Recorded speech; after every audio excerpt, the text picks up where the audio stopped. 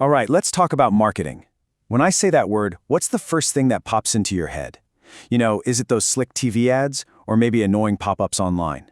Well, today we're going to peel back the curtain and show you there's a whole lot more going on than you probably think. So let's just start with this idea, because a lot of people feel this way, right? That marketing is basically the art of convincing people to buy stuff they don't actually need or even want. It's a pretty cynical take on it all, but let's be honest, we've all seen ads that feel exactly like this. But is that really it? Is that the whole game? Is it all just a bunch of smoke and mirrors? Or is there something, deeper and way more valuable going on behind the scenes? That's the question we're really going to dig into. Because here's the thing, the real goal of good modern marketing isn't about manipulation at all. It's about something way more fundamental. It's about creating and exchanging value. Okay, so here's the more official definition, but don't let it fool you. It's actually really powerful. Let's just pull out the key parts here. Create value for customers and build strong customer relationships. See, this isn't about a quick one-time sale. It's a two-way street. The company gives value, and then, in return, it gets value back. It's so much more of a relationship than just a simple transaction. And to get this, you have to understand this one crucial difference. A need is basic. It's a human requirement. You need food. You need to feel safe. Marketing doesn't create that stuff. But a want? That's different. A want is the specific shape that need takes. So you might need food, but you want a spicy burrito or a fresh salad. You see, good marketing doesn't invent your hunger. It just understands it and offers a really compelling way to satisfy it. And at the absolute heart of all of this is the idea of an exchange. It's what makes the whole market work. You have something, let's say your money, and a company has something you desire, that burrito. When you make that trade, you're both supposed to be better off. That's the goal, right? A win-win, a positive exchange where everyone gets something they value. So how do companies actually make all this happen? Well, it's not random, that's for sure. There's a very structured process behind it all. Let's walk through the 5 steps they use to turn these big ideas into real action. Think of this diagram as our roadmap for the next few minutes. It lays out the entire journey, from the very first step of understanding the customer all the way to the end goal of capturing value back.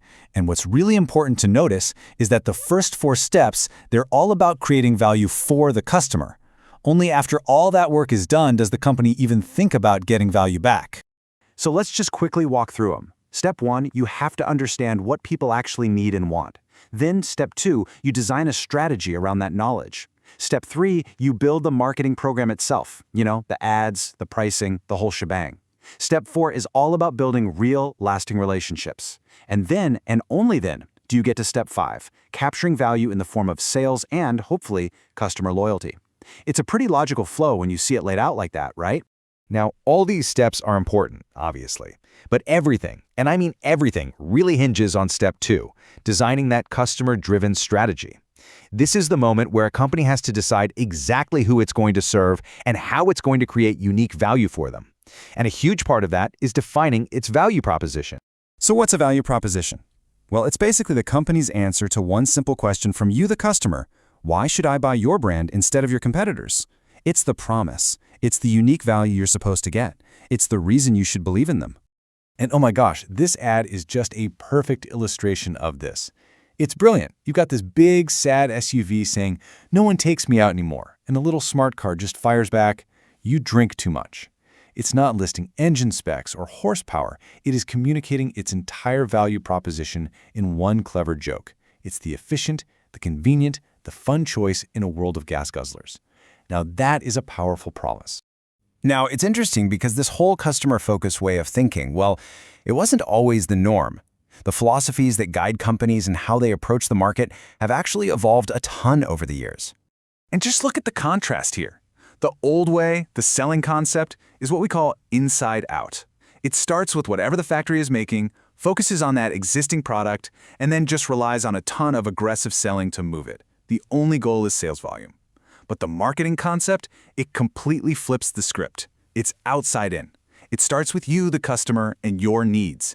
And its goal is to make a profit through your genuine satisfaction. It's a night and day difference. Let me put it another way. This right here is the massive, fundamental shift in thinking. Are you just trying to find customers for the stuff you've already made, or are you trying to find the right products for your customers? That change in perspective is an absolute game changer. But you know what? The evolution doesn't even stop there. The most forward-thinking companies today are taking an even broader view, one that looks way beyond just the company and its immediate customer. And this brings us to the societal marketing concept. Think of it like a three-way balancing act. You have to satisfy consumer wants, you have to meet the company's need to make a profit, and you have to consider society's long-term interests, human welfare.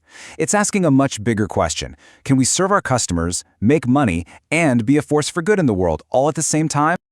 Okay, so we've redefined marketing, we've walked through the whole process, we've even seen how the core philosophy has changed over time. But let's bring this all back home. Why does any of this actually matter to you? Well, for starters, it's a huge field with all sorts of amazing career paths. But even if you never plan to work in marketing, understanding this stuff makes you a way smarter and more valuable coworker, no matter what department you're in. But maybe most importantly, it empowers you.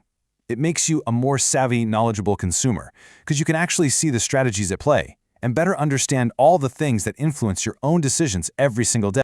So I'll leave you with this. The next time you see an ad, or you walk through a store, or use a product that you just absolutely love, think back to this process. Think about the value proposition they're offering you. Ask yourself, what basic need are they really trying to meet here? And what specific want are they trying to shape? Now that you have the framework, how are you going to see the world of brands around you differently?